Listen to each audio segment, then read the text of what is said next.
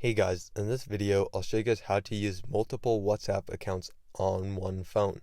So it's a really simple process, so I'll show you guys exactly how to use multiple accounts on one phone. So you might have two accounts, but you want to use both of them on the same account, and WhatsApp won't let you do that with just one app. So what you want to do, you want to head over to the App Store. So App Store or Google Play Store. And once you head over to, just find the App Store or Google Play Store on your phone and just click on it. So let me do that real quick. And once you find the App Store, you're going to be brought to the home page right here.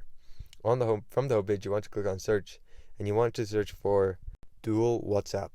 Once you search for Dual WhatsApp, it'll show up a couple apps will show up, and you can just go through and find the one that works the best for you. You want to find one with higher ratings though, and keep in mind that all these free third-party apps will probably have ads on them. So they will work, but they'll probably have ads. So you can use these, but like I said, there'll probably be a lot of ads. So if you have an ad blocker on your phone, then that would work perfectly. Now the second way you can actually do it, and the way I think you should do it, is actually by using WhatsApp Business. So just go to the search bar and search for WhatsApp Business. It's an app that was made by WhatsApp, so it's the exact same for both of them. But you can use two accounts on one phone. So that's what I would do.